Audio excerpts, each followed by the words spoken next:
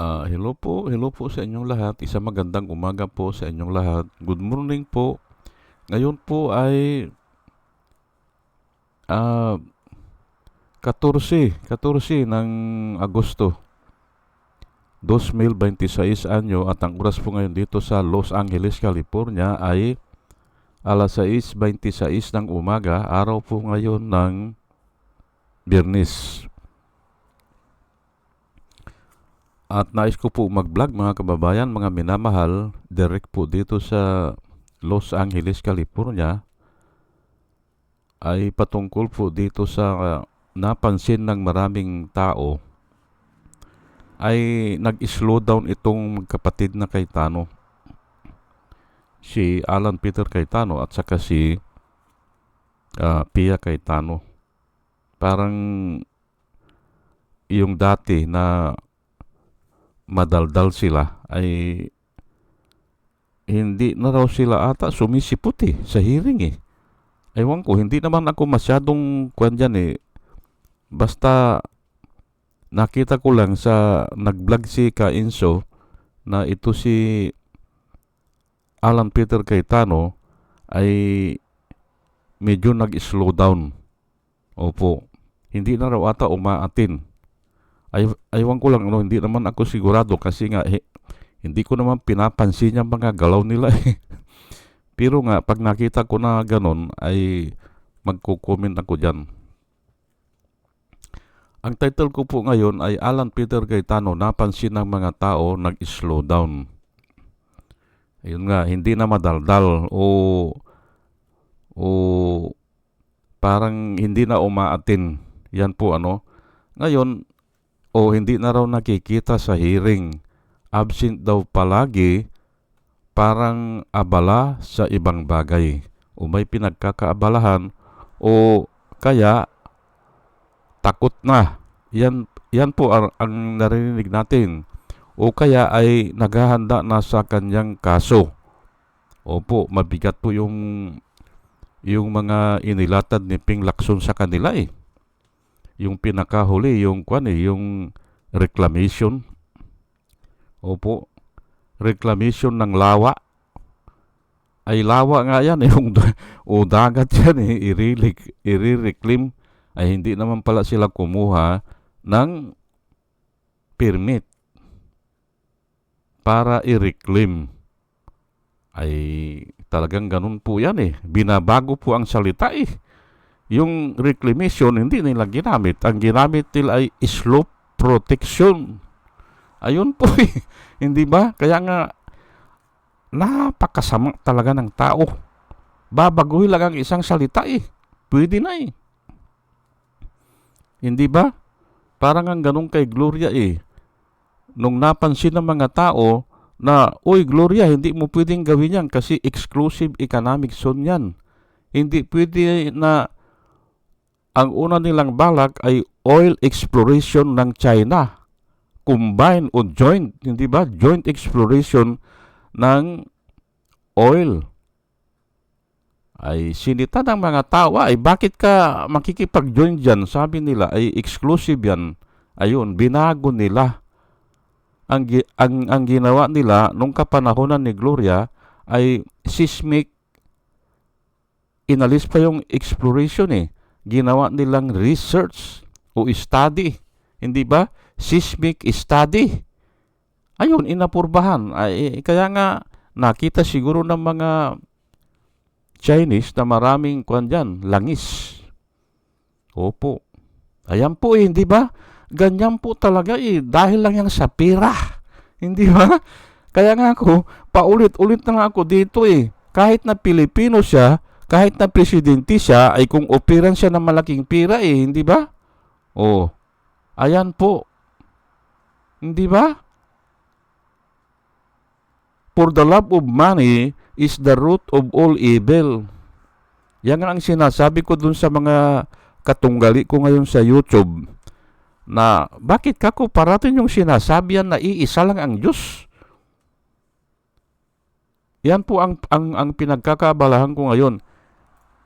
Nakasulat daw sa Biblia, iisa ang Diyos. Ay pahapyaw lang po pahapyaw lang po at may matutunan naman kayo dito. Ay oo nga, kako. Sinabi yan ng Diyos. Ako ang Panginoon mong Diyos at wala ng Diyos maliban sa akin. O iisa lang ang Diyos. O, sinabi yan. Pero, inspeksyonin mo kako, bakit sinabi yan? Bakit sinabi ng Panginoon yan? Kasi nga, yung mga tao noon sumasamba na sa anito. Sa mga Diyos-Diyosan, sa mga ribulto, kasi naiinip na sila eh. Ang gusto kasi ng tao noon, pag humiling sila, naandyan ang kasagutan sa Diyos. Ay, hindi naman ganun ang Diyos eh. Kaya sumasangguni na sila sa mga anito. Kaya ang sabi ng Panginoon, ako ang Panginoon mong Diyos. Wala ng Diyos maliban sa akin. O yun, di ba? Ay, bakit kako dadalhin mo ngayon dito yan? Bakit kako yan? Yan ang topic mo? Oh, mali ka kasi nga hindi naman na sa bagong tipan, halos wala nang ganyan eh. Noon yun, nung panahon ni Moses kako yan, ang dami nilang sinasambang Diyos. Pero sa ngayon, ang sinabi na ng Biblia, for the love of money. Wala na kakong sumasamba sa ribulto. Wala akong alam na taong na sumasamba sa ribulto. Kung hindi, ang pinagkakaabalahan na ngayon ng tao sa lapi. Ayan po eh. At yan ang nilalakad ko po dito. O sige ano, at balik tayo ngayon dito. Pwede rin na nakikita niya wala siyang laban si Alan Peter Cayetano. Wala siyang kalaban-laban. Kasi nga si Ping Lacson ay mahirap niyang hanapan ng korupsyon. Kasi nga hindi tumatanggap ng pork barrel. At nilalakad niya ni Ping Lacson, kaya lang hindi niya mailakad. Kasi ang mga kalaban niya, mga dambuhala po eh, hindi ba? Ay mahirap pong labanan ang dambuhala eh, hindi ba? Ang kalaban ni Ping Lacson ay mga dambuhala. Kasi nga ang gusto ni Ping Lacson, tanggalin na yung pork barrel na yan sa mambabatas. Kasi tayo gumagawa lang ng batas. Hindi natin trabaho yan mga projects. Yun ang sabi ni Ping Lacson. Ay hindi siya manalo kasi iisa niya eh.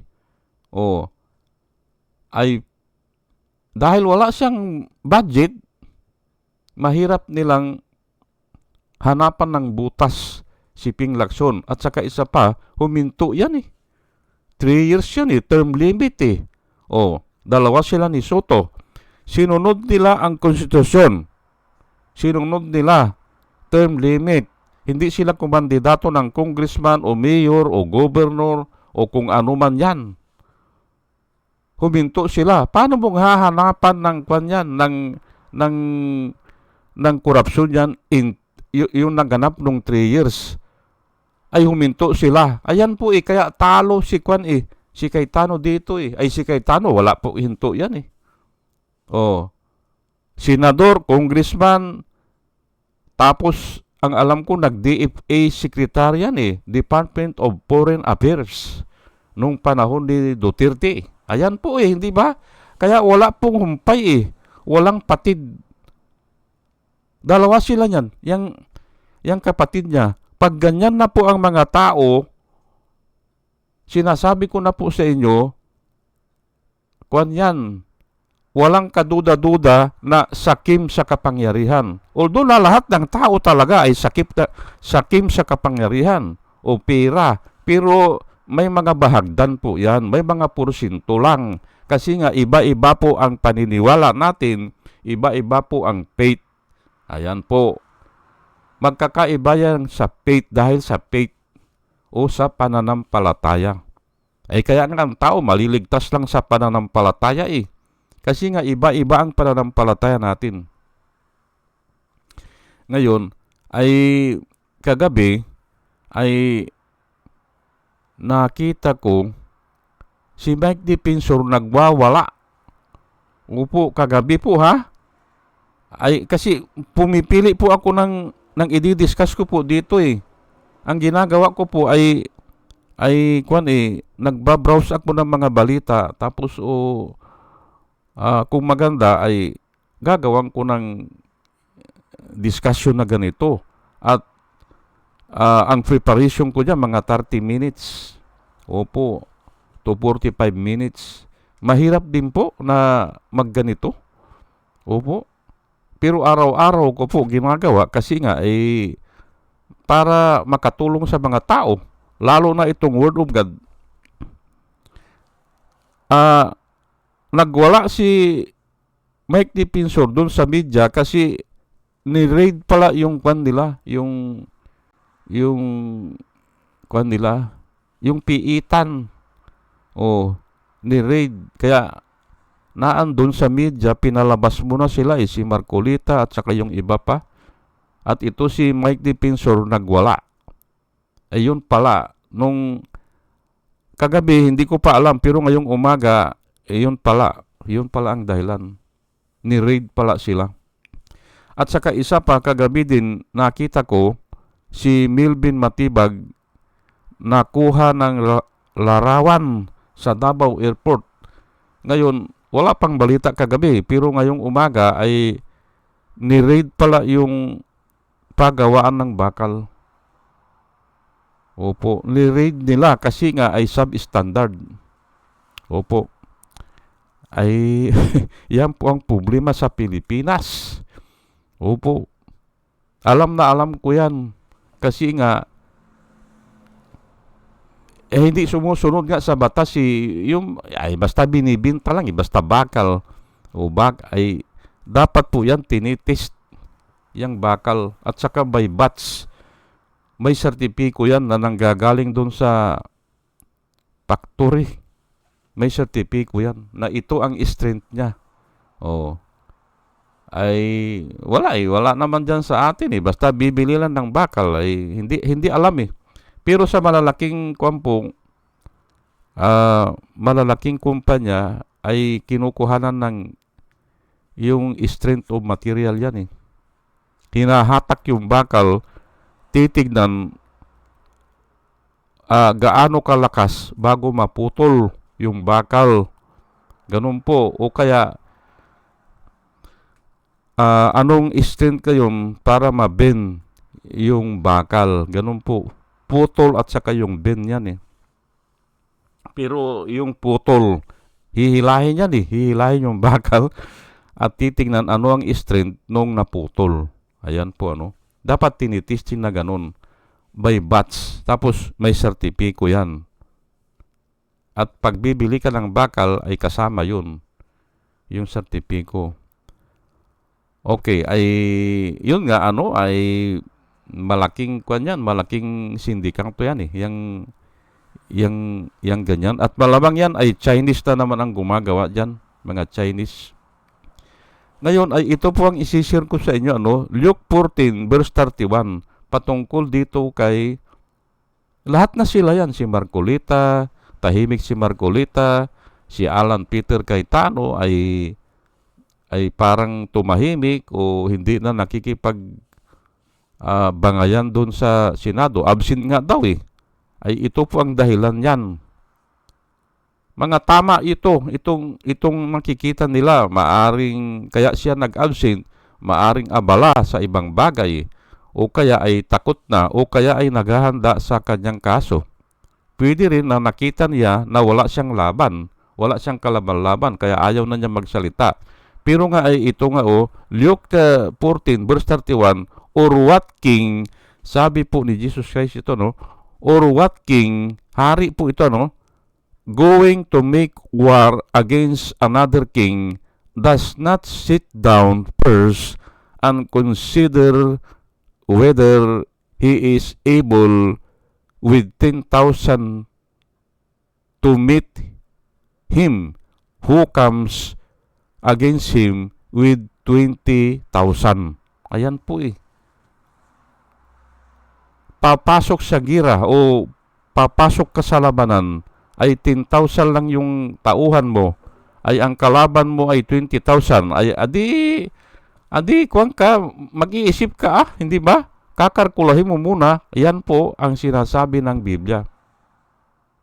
Or what king, sabi niya or what king going to make war against another king does not sit down first and consider whether he is able with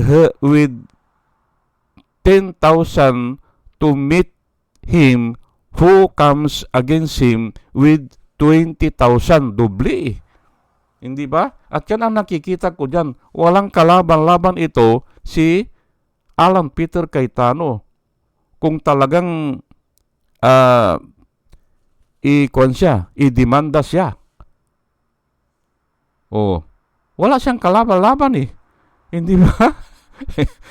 At may balita nga ngayon ipupurpit yung mga yung mga ibininta na lupa diyan na na-reclaim, ipupurpit. Kasi nga ay may mga record po yan kung kailan nila nabili, hindi ba? At may mga yung Google naman nakikita yan anong year na-reclaim yan nakikita po yan.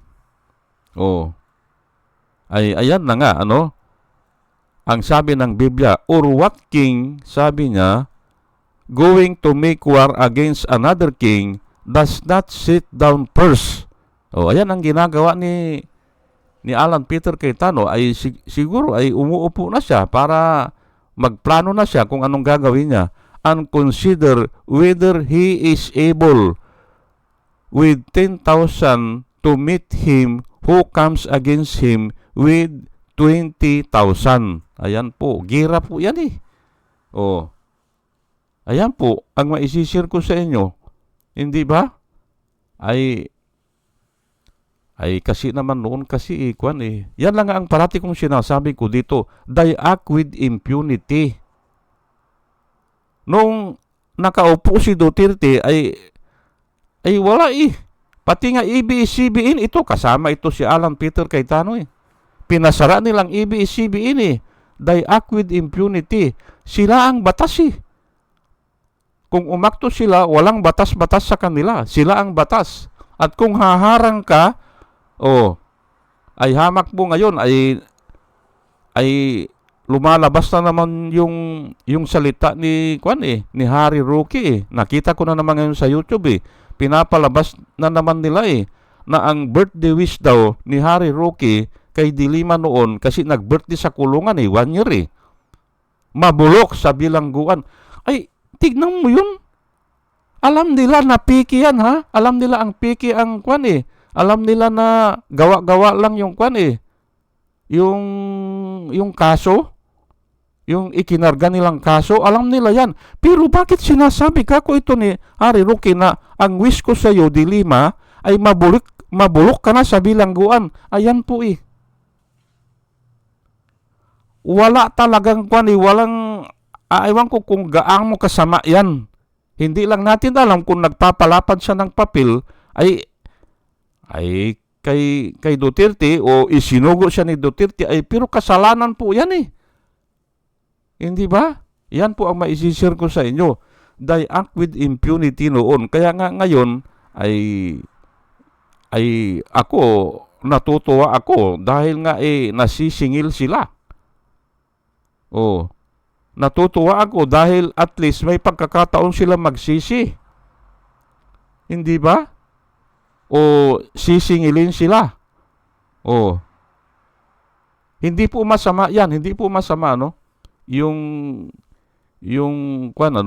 kasi ay idinadaan po natin sa Diyos Diyos na ang bahala sa kanila. Kaya kung sinisingil sila ng Diyos ay bahala na sila. Natutuwa tayo dahil may justice. Opo.